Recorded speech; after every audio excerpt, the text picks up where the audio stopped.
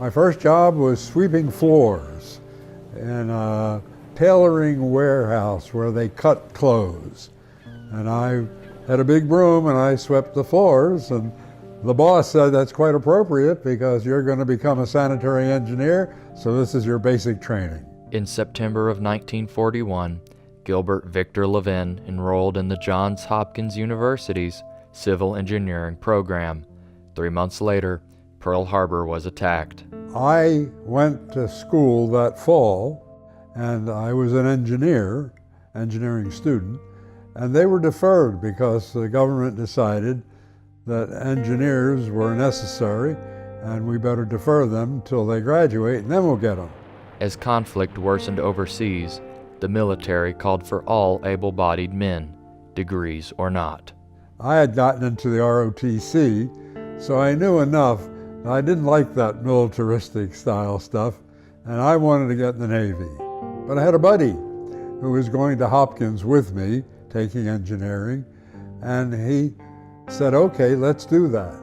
So we went down to sign up for the Navy, and I passed, but he flunked the physical. Refusing to leave his friend Ray Smith behind, both men signed up for the Merchant Marines in March of 1944. After passing the physical, they put us on the train up to New York. We went to Sheepshead Bay, and Sheepshead Bay was the training boot station for the Merchant Marine.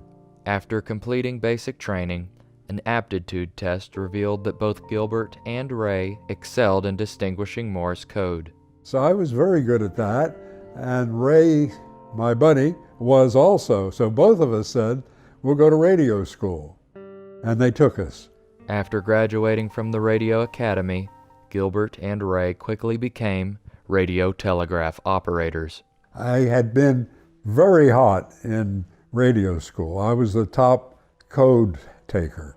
He and Ray were ordered to Baltimore, where they selected a brand new Victory ship for deployment, the Towanda Victory. And we took a streetcar and went down there, and we got on, and it was a beautiful ship. Loved it.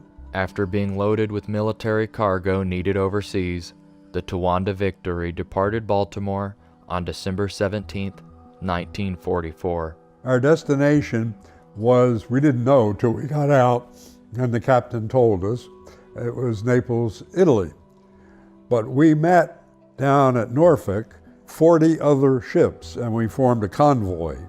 And we had airplanes overhead, but a day out, our captain just zoomed south. He took off from the convoy. Over the next 10 days, Towanda Victory steamed through enemy-infested waters alone. And we did. We ran south below Bermuda, and then east across the Atlantic, and then north to the Mediterranean into Gibraltar. And we did not get picked off, but I claim it's because of me. I claim I was a hero. Halfway across the Atlantic, Gilbert received a coded message for his ship alone.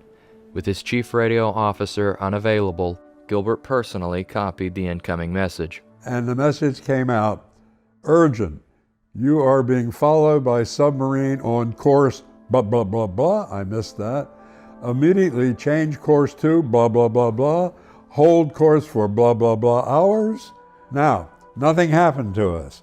I claim the German sub got that message and decoded it and went looking for us where we were not, and I saved the ship. After 10 days at sea, Towanda arrived in Gibraltar for further instructions. From there, Naples, Italy.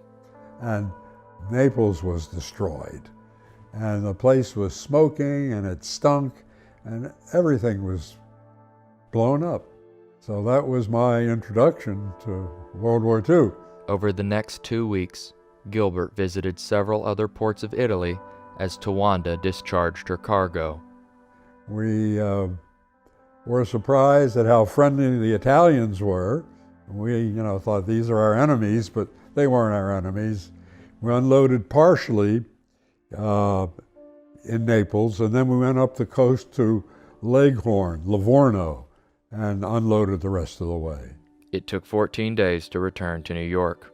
and after a short time on leave, both Gilbert and Ray were back at sea. We went to Le Havre. While docked in France, Gilbert took a train to Paris. And we went to the nightclubs and just had a great time. And it did not occur to me that the girls that we went to the movies with, met and went to the movies with, had done the same thing with the Germans a few months earlier. The Towanda joined a large convoy and headed up the English Channel towards England. As Towanda passed E-Boat Alley, the fleet was bombarded by German E-boats and submarines. And they attacked us that night. They attacked our ship 17 times, but never got us. Our Navy ships were dropping bombs, and boy, these things would go off like mad, and they would ring against the hull of our ship, and it would sound like a great gong, and you would think the ship was going to vibrate apart. The Towanda Victory survived the night and docked in England. She discharged her cargo at several British ports and returned to New York on March 26, 1945. Ray signed off, so that was the end of our voyaging together. Why did he sign off?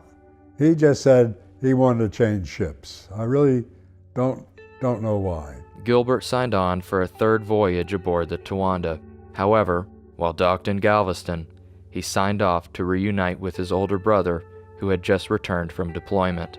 After a short break in Baltimore, it was time to return to sea.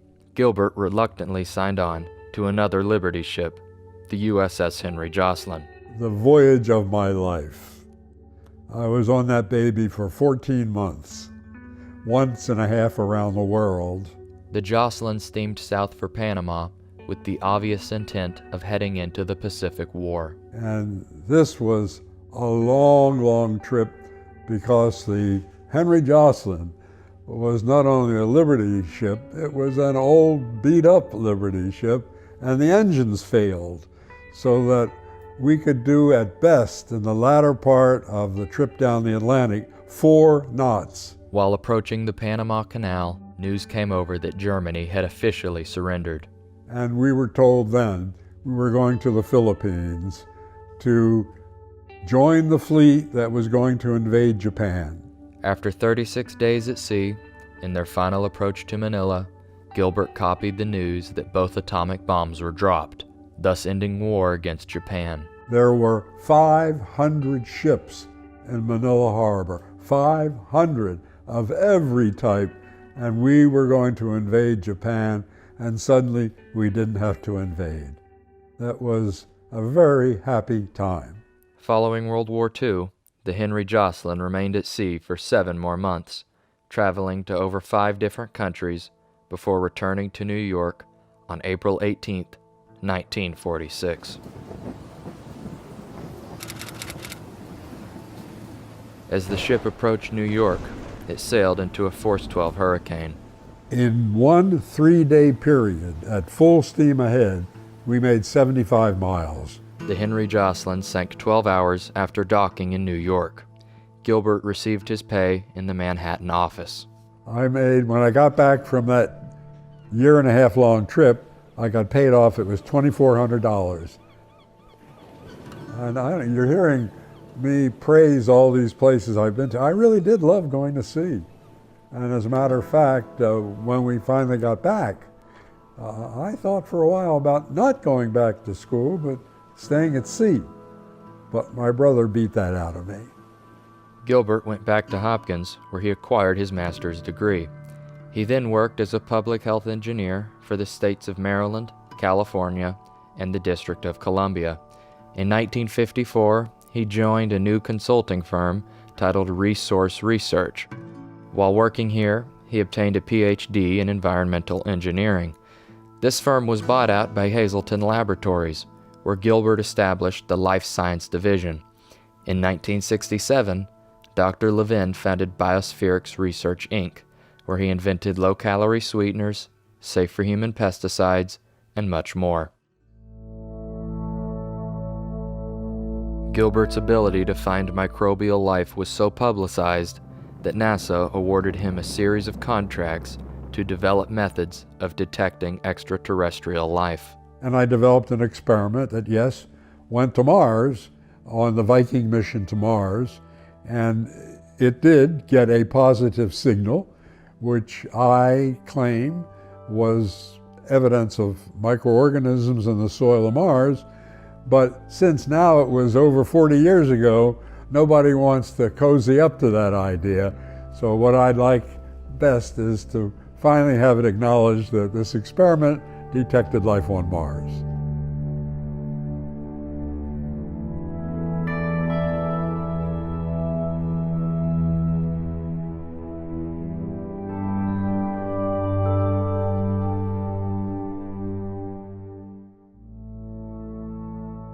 Contribute to this project on my Patreon and GoFundMe.